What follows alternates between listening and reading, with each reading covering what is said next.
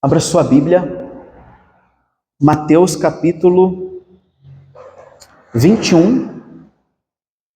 Mateus capítulo 21, versículo 33. Hoje nós vamos juntos meditar na parábola dos lavradores maus. Amém? E nós vamos perceber, irmão, nessa parábola, que o objetivo do Senhor era falar diretamente com os fariseus. E os últimos versículos vão nos mostrar isso. O objetivo da parábola dos lavradores maus era falar diretamente com os fariseus. E nos últimos versículos nós vamos ver que o Senhor conseguiu atingir o objetivo dele. Sabe por quê? Porque os fariseus perceberam que Jesus estava falando com eles. Eles perceberam. Amém, irmãos? Nós vamos ver que essa parábola aqui, ela é uma parábola profética. Por quê? Porque nessa parábola o Senhor está falando da sua própria morte. Ele faz uma alegoria usando os lavradores maus, mas nós vamos perceber que ela é profética, porque ele vai estar aqui anunciando a sua própria morte. Amém, irmãos? Nós vamos perceber que Jesus, nessa parábola, ele vai mostrar o que as pessoas fizeram com os profetas que Deus enviou ao longo da história para alertar o povo, o que as pessoas fizeram com os profetas e o que elas iam fazer, o que estavam prestes a fazer com o Filho de Deus. Porque o Senhor, ao longo da história, ele foi enviando profetas, não foi assim? Profetas que iam alertando o povo, que iam falando o que estava de errado. O que fizeram com os profetas? Mataram os profetas. E por último, ele enviou o seu próprio filho. E eles também fizeram o quê? Mataram o filho. Vamos fazer a leitura, irmãos? Mateus 21, 33. Escutem outra parábola. Havia um homem, dono de terras, que plantou uma vinha, pôs uma cerca em volta dela, construiu nela um lagar, edificou uma torre e arrendou a vinha a alguns lavradores. Depois, ausentou-se do país. Quando chegou o tempo da colheita, o dono da vinha mandou os seus servos aos lavradores para receber os frutos que cabiam a ele. Mas os lavradores, agarrando os servos, espancaram um e mataram o outro e apedrejaram ainda outro. O dono enviou ainda outros servos em maior número e os lavradores fizeram a mesma coisa com eles. Por último, o dono da vinha enviou-lhes o seu próprio filho, pensando: o meu filho eles respeitarão. Mas os lavradores, vendo o filho, disseram uns aos outros: este é o herdeiro, venham, vamos matá-lo e ficar com a herança dele para nós. E agarrando-o, lançaram-no fora da vinha e o mataram. Quando, pois, vier o dono da vinha, que fará a aqueles lavradores? E eles lhes responderam: fará perecer horrivelmente aqueles malvados, e arrendará a vinha a outros lavradores que lhe entregarão os frutos no tempo certo. Então Jesus perguntou: vocês nunca leram nas Escrituras? A pedra que os construtores rejeitaram, essa veio a ser a pedra angular. Isto procede do Senhor e é maravilhoso aos nossos olhos. Até aqui.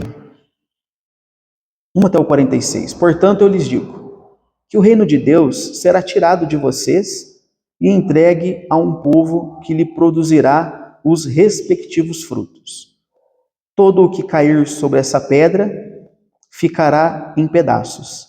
Aquele sobre a quem ela cair ficará reduzido a pó. E os principais sacerdotes e os fariseus, ouvindo estas parábolas, entenderam que Jesus falava a respeito deles. Embora quisessem prendê-lo, tinham medo das multidões, porque estas o consideravam como profeta. Vamos fazer uma oração, irmãos, antes de entendermos o texto? Feche os seus olhos, coloque a mão sobre a palavra. Senhor Jesus, estamos aqui diante das Sagradas Escrituras, a Tua palavra, e nós humildemente pedimos que o Senhor nos ajude a compreendê-la, nos ajude a entender a Tua palavra, Jesus. Que o Senhor abra nosso entendimento, para que possamos entender o que o Senhor quer falar aqui nessa parábola dos lavradores maus. Porque sabemos, meu Deus, que a Tua palavra é poderosa para transformar os nossos corações. A Tua palavra é poderosa para mudar os nossos caminhos. Então, que através da mensagem de hoje possamos ser convencidos do pecado, da justiça, do juízo. Revela-nos através das Escrituras a Tua santa, perfeita e agradável vontade. Graças a Deus. Amém. Amém? Então, nós temos aqui, irmãos, 5 figuras aqui nessa parábola. 5 figuras. Nós temos aqui a vinha, que representa a nação de Israel, o povo que Deus escolheu. Nós temos o dono da vinha, que representa Deus. Amém? Nós temos os servos do dono da vinha, que representa os profetas, os mensageiros que Deus enviou ao longo da história e continua enviando até os nossos dias. Nós temos os lavradores, que representam os líderes religiosos da época e também da nossa época. E nós temos aqui o dono da vinha, que é o filho do dono da vinha, que é Jesus. Amém? Nesse texto que nós lemos, nós percebemos claramente que o povo de Israel representa essa vinha, e essa vinha, irmãos, ela foi plantada pelo próprio Deus. Ele não pediu para alguém plantá-la, o próprio Deus, ele plantou essa vinha, e nos primeiros versículos nós já vamos ver o zelo de Deus com aquilo que ele fez. O zelo do Senhor com a vinha que ele plantou. Olha só o versículo 33. Escutem outra parábola. Havia um homem, dono de terras, que plantou uma vinha. Aí o que ele fez? Pôs uma cerca em volta dela. Construiu nela um lagar. Edificou uma torre e arrendou a vinha a uns lavradores. Olha o zelo de Deus. Olha para mim. Olha o zelo do Senhor Jesus. Olha o zelo de Deus com essa vinha que representa o seu povo. Ele pessoalmente plantou a vinha. Ele trabalhou. Ele plantou a vinha. Ele diz aqui que ele cercou a vinha para protegê-la dos animais. Que se não cercar, o que vai acontecer? Os animais vêm e destroem a vinha toda. Então ele cercou a vinha. Diz que ele cavou lagares para cuidar ali das uvas que aquela vinha ia produzir. Ele edificou uma torre. Para que serve uma torre? Para vigiar. Edificou uma torre para vigiar a sua vinha. Olha o cuidado de Deus com aquilo que ele faz. E depois de tudo isso, o que ele fez? Ele confiou, irmãos, aquela vinha aos cuidados de outros. Ele confiou algo que ele mesmo fez, que ele mesmo criou, com tanto zelo, com tanto cuidado. Ele confiou a outros lavradores. Por que ele fez isso? Porque ele acreditava que aquela vinha, ela daria frutos. Veja que o Senhor, irmãos, ele providenciou todas as condições para a vinha dar frutos. Tudo. Deixou tudo certinho, tudo disso. Tudo ajeitadinho para aquela vinha produzir bons frutos. O problema, sabe o que foi? Foi as pessoas que ele entregou a vinha. Ele entregou a sua vinha para as pessoas que não tiveram responsabilidade com aquilo que o Senhor deu para elas. E isso aponta diretamente para nós. Porque o Senhor, irmãos, ele nos confiou dons. O Senhor nos confiou oportunidades. Sabe quando aquele dono da vinha confiou a vinha àqueles lavradores? O mesmo acontece hoje. O Senhor confia a nós dons, responsabilidades, doutrinas. E o que nós temos feito com aquilo que o Senhor tem confiado a nós? Aqueles homens agiram de uma forma negligente. Eles quiseram fazer da vinha o que eles quiseram tomar posse da vinha e cometeram atos horríveis para poder fazer isso. Olha só o versículo 34. Quando chegou o tempo da colheita, o dono da vinha mandou os seus servos aos lavradores para receber os frutos que cabiam a ele. Então, olhe para mim um instantinho. Então, o Senhor plantou essa vinha, tudo bonitinho, tudo ajeitadinho. Aí ele arrendou a vinha. Sabe o que é arrendar? Arrendar é você deixar aos cuidados de outra pessoa. Por exemplo, meu sogro, ele é agricultor. Mas ele não tem terras. Lá onde ele mora, as pessoas arrendam para ele os terrenos. Aí tá lá com mato, com lixo, com um monte de coisa.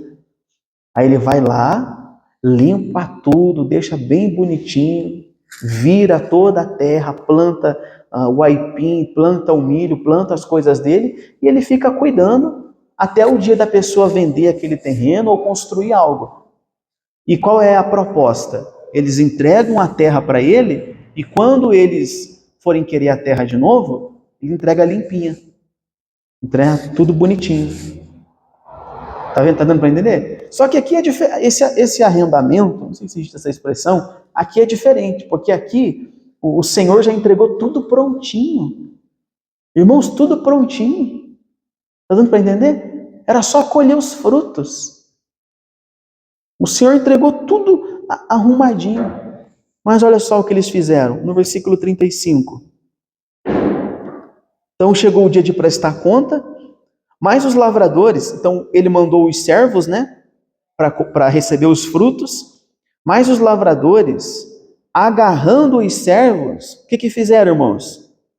Espancaram um, mataram o outro e apedrejaram o outro.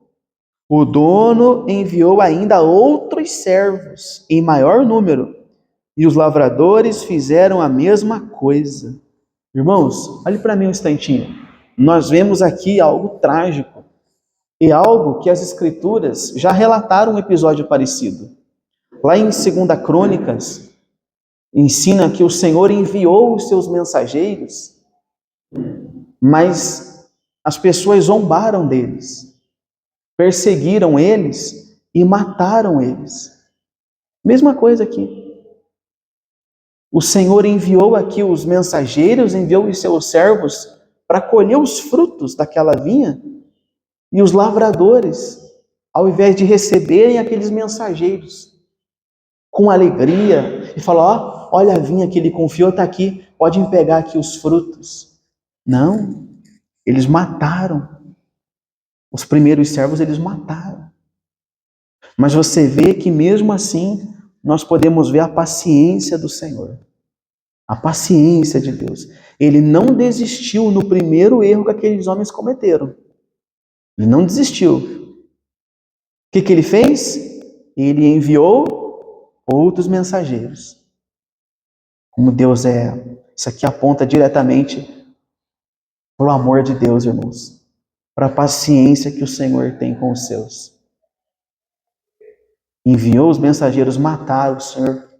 Deixa eu enviar aqui outros mensageiros. Quer dizer, dando outra oportunidade de eles fazerem a coisa certa, deles entregarem os frutos da vinha. Isso aqui aponta diretamente para a misericórdia de Deus. O Senhor não desiste dos seus. O Senhor está sempre dando oportunidade para que haja um arrependimento. Sempre dando oportunidades. É ou não é verdade? Só que vai chegar uma hora, irmãos, que essa oportunidade vai o quê? Vai acabar. Nós estamos vivendo na dispensação da graça. Então a hora é agora. A hora de se arrepender é agora. A hora de fazer a coisa certa é o quê? É agora. O Senhor está nos dando oportunidades, enviando mensageiros que preguem o Evangelho, que mostrem o caminho, que mostrem o que está de errado, o que tem que ser feito. O Senhor está enviando os mensageiros, mas quantas pessoas que estão agindo como aqueles lavradores, que mataram os mensageiros, que ignoraram os mensageiros? Apontando para os nossos dias, sabe quando as pessoas matam os mensageiros que Deus envia? Quando elas não creem, quando elas fazem pouco caso, quando elas não ouvem a mensagem, quando elas não colocam em prática a mensagem, que não nasce do mensageiro, vem do dono que o enviou. Os mensageiros não foram falar o que eles queriam, os mensageiros só foram obedecendo o dono. Agora eu quero abrir um parênteses aqui para falar com vocês. No segundo grupo de mensageiros que foram, eles sabiam que os primeiros tinham sido mortos. Mas a Bíblia não fala que eles falaram assim, não, Senhor, aqueles lá foram mortos, eu não vou não. Não. O Senhor mandou, eles foram, eles obedeceram. Porque o verdadeiro homem de Deus que prega o Evangelho é assim. O Senhor manda e ele prega, e ele fala, e ele faz. Não se importando com consequências. Como disse o Martinho Lutero, né? A paz, se possível, mas a verdade a qualquer custo. O Evangelho tem que ser pregado. Então, muitas pessoas estão agindo hoje como aqueles lavradores maus. O Senhor está dando oportunidade de fazer a coisa certa, o Senhor está dando oportunidade de arrependimento, mas as pessoas não estão se arrependendo, estão ignorando a mensagem que os mensageiros estão trazendo. Então, foi o primeiro grupo, mataram um, espancaram o outro, apedrejaram o outro. Foi o segundo grupo, fizeram a mesma coisa. Olha só o que o Senhor fez, o dono da terra fez depois. Versículo 40, né? No 39. A gente já leu, né? O 30. Agora é o 40. Vamos ler de novo então o 37. Por último, o dono da vinha enviou-lhes o seu próprio filho. Ah, verdade, perdão, pessoal, 37. Desculpa, tá? Então, no 35 e no 36 ele enviou os mensageiros, certo? Aí no 37, por último, ou seja, depois não ia ter mais ninguém. Isso aqui foi a última oportunidade. Por último, o dono da vinha enviou o seu próprio filho. Irmãos, olhe para mim, por favor. O dono da vinha sabia o que já tinha acontecido com os mensageiros, sabia que eles tinham matado todo mundo, mas ele ainda vai lá e envia o filho. Envia o filho. Que coisa, hein? Por último, ele enviou o seu próprio filho. Mas olha o que ele pensava. Pensando, o meu filho eles respeitarão. É meu filho. Por que ele achou que o filho iria ser respeitado? Porque o filho ele era o herdeiro. O pai era o dono, o filho também era. Não é assim que funciona com herança? O pai tem uma terra, aquilo é do filho também. Então o filho era como se fosse o próprio pai chegando lá. O meu filho eles vão respeitar. Mas os lavradores, vendo o filho, disseram uns aos outros: este é o herdeiro.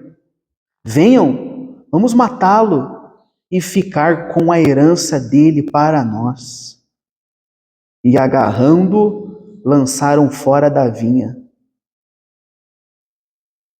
E o mataram. Irmãos, olha que coisa, né? Quando ele enviou o próprio filho, mais uma vez nós vimos o amor de Deus, a persistência, a perseverança de Deus em querer que aqueles homens fizessem a coisa certa. 3 vezes. Enviou servos, mataram. Enviou outros servos, mataram. enviou o filho. Quando eles viram o filho, eles não pensaram assim: ih, rapaz, agora é o filho, agora a gente vai ter que fazer a coisa certa. Que nada.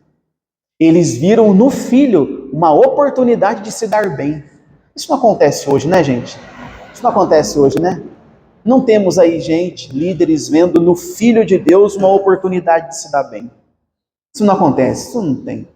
Gente que está usando o Filho para se dar bem. Porque sabe que usando do Filho dá certo, né? Então eles olharam o Filho e falaram: vamos matar ele, porque matando ele, a herança vai ser nossa. Veja, irmãos, que não faltou oportunidades para aqueles lavradores se arrepender. Não faltou. Mas eles estavam decididos a tomar a vinha para eles. Estavam decididos e tão decididos que fizeram o quê? Matar até o filho. Só que nós temos um problema aqui. Matar o filho foi a última oportunidade deles. Matar o filho, rejeitar o filho, é a mesma coisa que se estivesse fazendo para quem? Para o pai.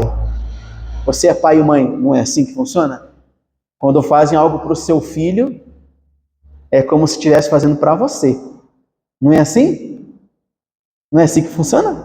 Ah, mexa com tudo, mas não mexa com os meus filhos. Quem é assim? Eu sou assim. Um dia a Sarinha chegou machucada em casa, eu fiquei doido. Eu fiquei doido. Mas aí foi outra criança, fazer o quê? Outra criança que machucou ela. Porque o filho é um pedaço nosso. O filho nos representa. Então, quando eles mataram o filho, era como se estivesse feito para o próprio pai. Irmãos, o Senhor Jesus aqui, ele não está apenas contando uma historinha triste. Vocês estão percebendo o que está acontecendo aqui? O Senhor aqui está descrevendo o destino dele. Isso tudo aqui foi o que aconteceu. O Senhor enviou os profetas, os mensageiros, ao longo da história, mataram os mensageiros. Ignoraram os profetas, ignoraram a mensagem. Depois o Senhor enviou outros profetas, o Senhor foi enviando. E agora o Senhor enviou o Filho.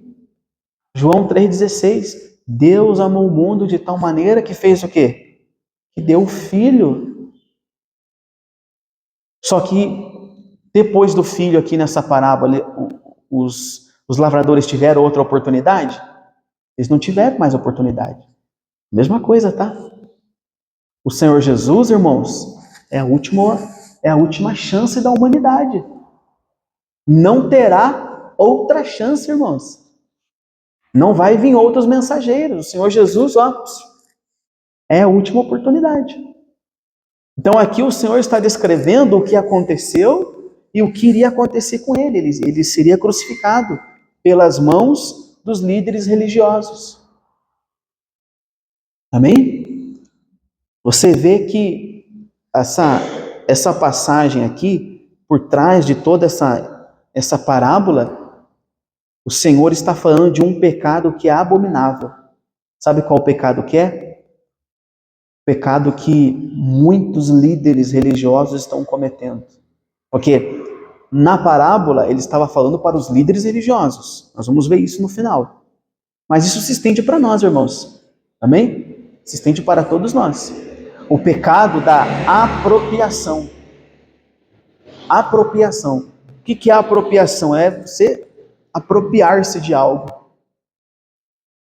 que não é seu. Você se apropriar de algo. Aqueles lavradores da vinha estavam querendo se apropriar da vinha.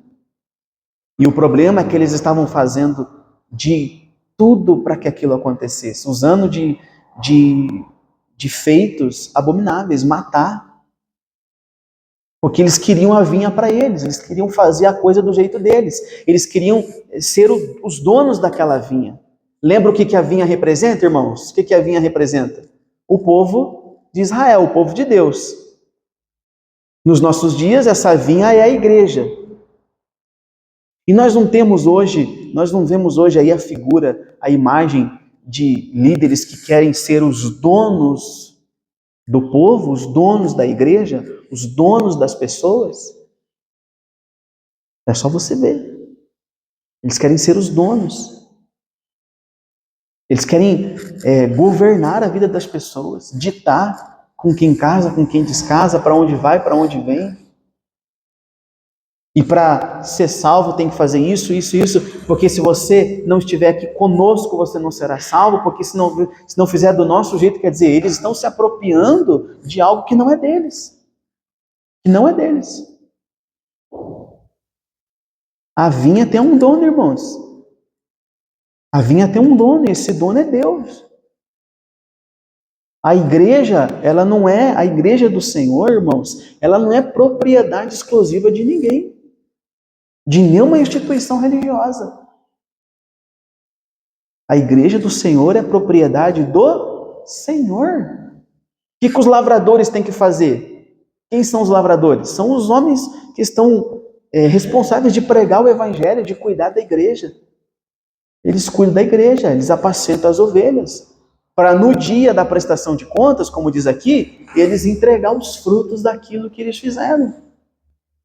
Mas hoje nós estamos vendo aí os falsos líderes religiosos querendo se apropriar da vinha, querendo ser os donos da vinha. Vamos continuar a leitura? No versículo 40, então ele conta a parábola, no versículo 40 ele faz uma pergunta. Uma pergunta para os ouvintes, tá?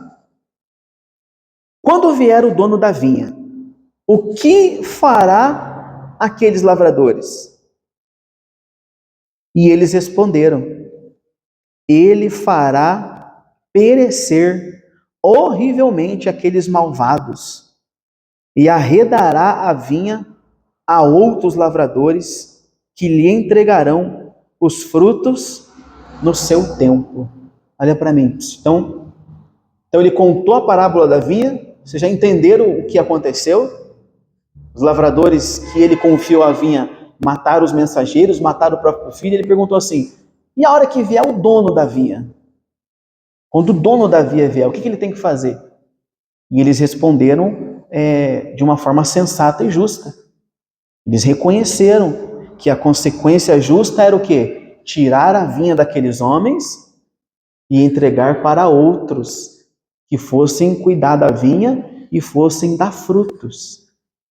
Aqui, irmãos, a parábola, ela deixa de ser uma parábola acusatória, porque até aqui a parábola é acusatória, né? Está acusando os lavradores maus. Mas aqui, ela deixa de ser uma parábola acusatória e ela começa a ser uma parábola inclusiva, de renovação. Por quê? Porque aqueles que não deram valor vão perder o que receberam e outros irão receber. Está dando para entender? O que isso quer dizer? Isso aqui está apontando para a salvação dos gentios, irmãos. Porque Jesus, ele veio para o seu povo, a nação de Israel. Você sabia disso?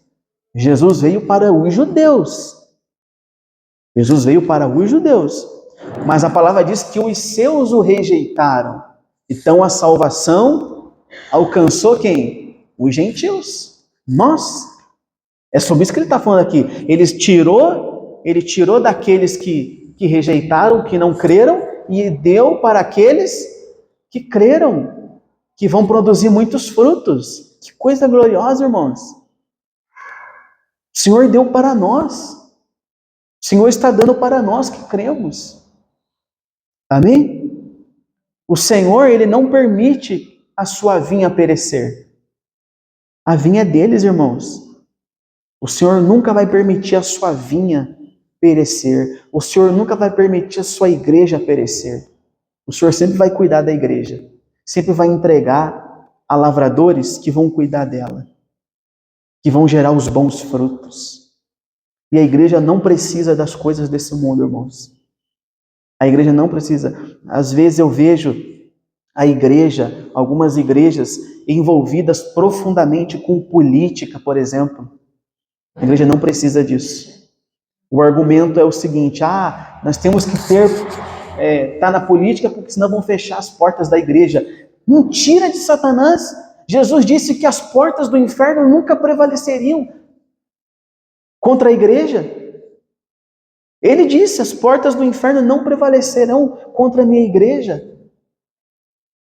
A igreja nem porta tem, porque essa questão política eles podem atingir as instituições, mas a igreja nunca será atingida. A igreja do Senhor que somos nós, essa nunca será atingida. Se fecharem essa sala, o que nós fazemos? Nós vamos para uma garagem, nós vamos para uma praça, nós vamos para uma rua. Mas sabe qual é o problema? As pessoas estão associando a igreja aos templos, às instituições religiosas. Quando teve a pandemia, alguns anos atrás, nós vimos pessoas chorando na porta dos templos, elas choravam porque não podiam entrar lá dentro. São pessoas que não aprenderam a comunhão com Cristo, aprenderam a comunhão com instituições. Você está dando para entender? Então, a igreja, ela é do Senhor e é o Senhor que cuida dela. O Senhor tem cuidado da igreja ao longo dos anos e nós nunca vimos os líderes da igreja lá em Atos, na igreja primitiva, nós nunca vimos eles se associando, irmãos, a recursos desse mundo para proteger a igreja. Nunca, pelo contrário. Porque a vinha é do Senhor e o Senhor não permite que a sua vinha pereça, mas Ele sempre vai entregar a sua vinha àqueles que vão gerar frutos. Glória a Deus. Vamos para o versículo 42. Ele diz assim: então Jesus perguntou, ele fez uma pergunta, né? Perguntou o que o dono da vinha deveria fazer quando ele viesse, e eles falaram: tira a vinha desses homens e entrega para outros. Não foi? Aí ele fez outra pergunta. Então Jesus perguntou: vocês nunca leram nas Escrituras? A pedra que os construtores rejeitaram, essa veio a ser a pedra angular. Isto procede do Senhor e é maravilhoso aos nossos olhos. Olhe para mim, olha que coisa. O que é essa pedra angular? O que é essa pedra angular que os construtores rejeitaram? É Cristo. Cristo é a pedra angular, a cabeça de esquina. Ele continua, olha o versículo 43. Portanto, eu lhes digo que o reino de Deus será tirado de vocês e entregue a um povo que lhe produza os respectivos frutos. Todo o que cair sobre esta pedra ficará em pedaços, e aquele sobre quem ela cair ficará reduzido a pó. Então, Cristo é essa pedra que ele está falando aqui, angular. O que é uma pedra angular? Uma pedra de esquina. É a pedra que sustenta. É a pedra principal. Essa é a pedra angular que os construtores rejeitaram. No Antigo Testamento, irmãos, a pedra, ela tinha duas funções. Fala de duas funções. Ser fundamento de algo, bênção, ou ser um rochedo que fere, ou ser uma pedra de tropeço. Cristo se apresentou como essa pedra. Para alguns, ele é uma pedra de tropeço. Para os líderes religiosos da época, Cristo foi uma pedra de tropeço. Eles tropeçaram nos ensinamentos de Cristo. Para quem que Cristo é uma pedra de tropeço? Para aqueles que não creram nele.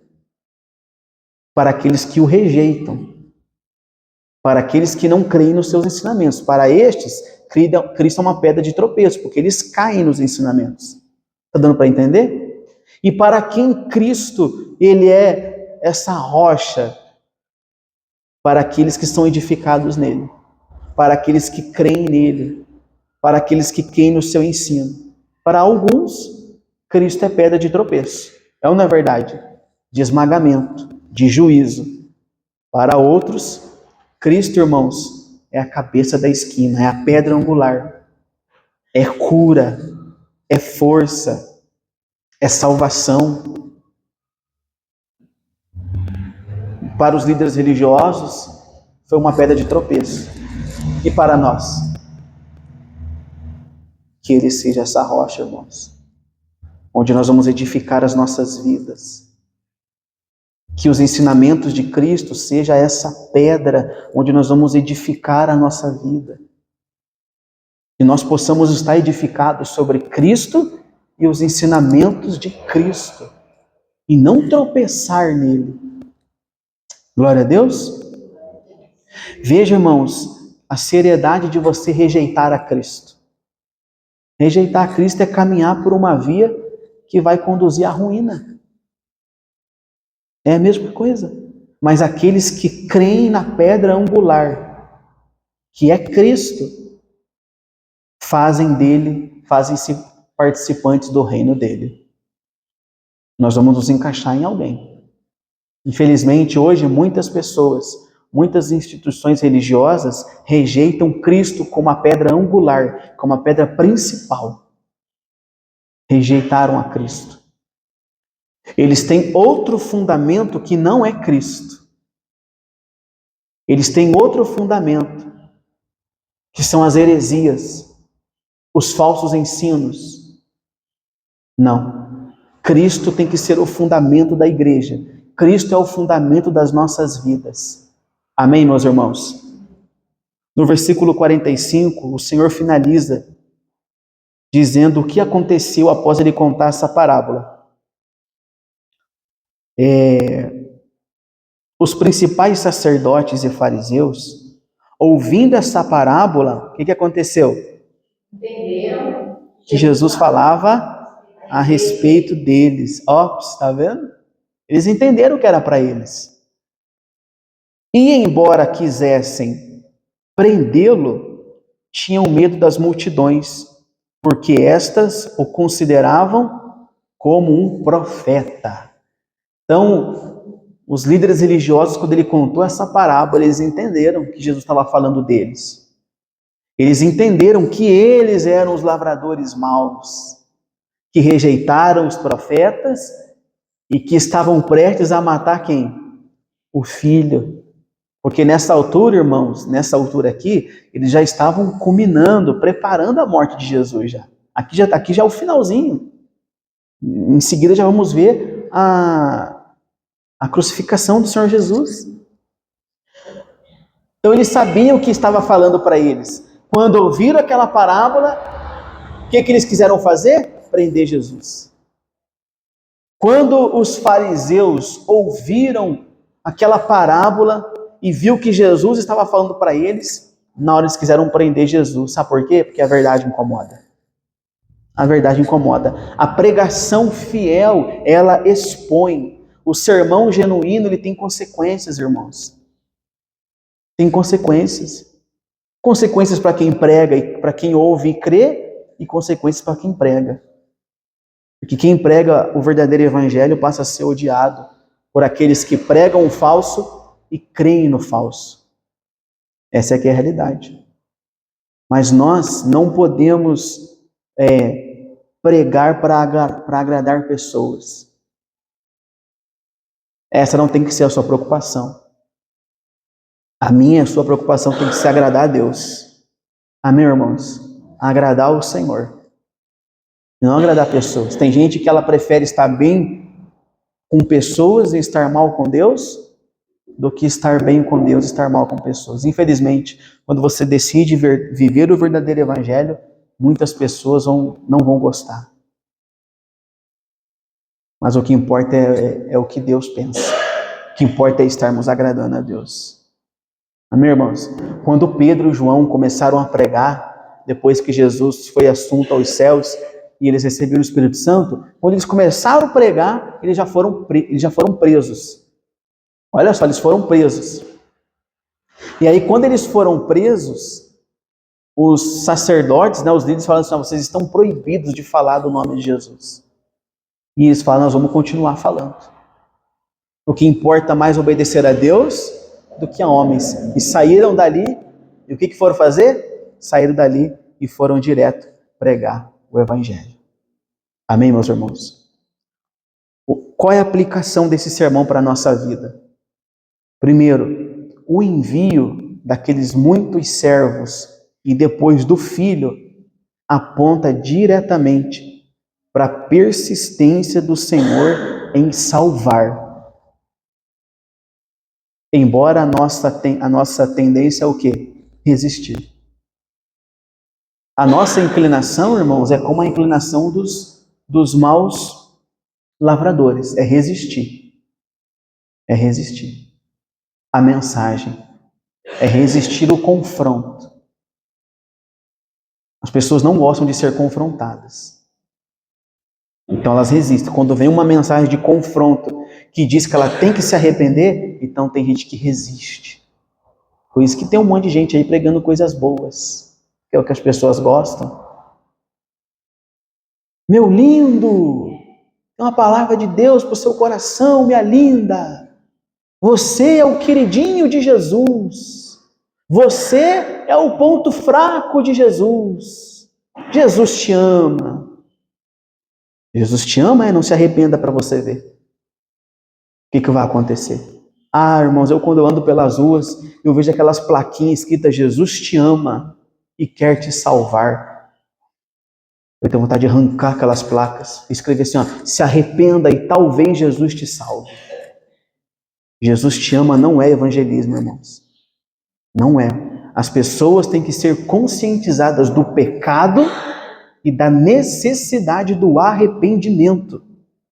Porque se você chegar para uma pessoa que está mergulhada no pecado e fala assim, Jesus te ama, ela vai falar, ai que maravilha, poxa, Jesus me ama. Está traindo a esposa, está fazendo um monte de besteira, mas Jesus me ama. Não.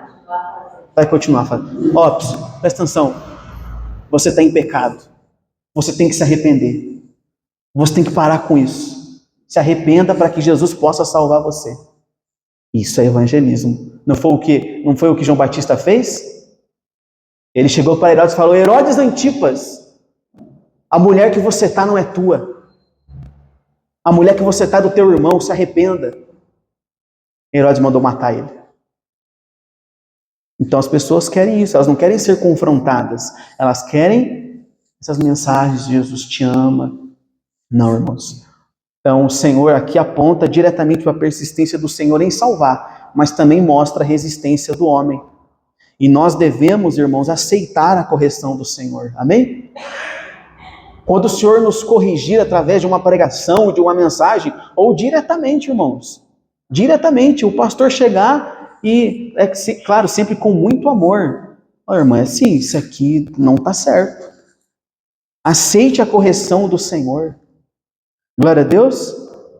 Aceite a correção, confesse as suas negligências. Nós temos que aceitar a correção, confessar as nossas negligências e voltar a cuidar com zelo daquilo que o Senhor arrendou para nós, daquilo que o Senhor confiou em nossas mãos.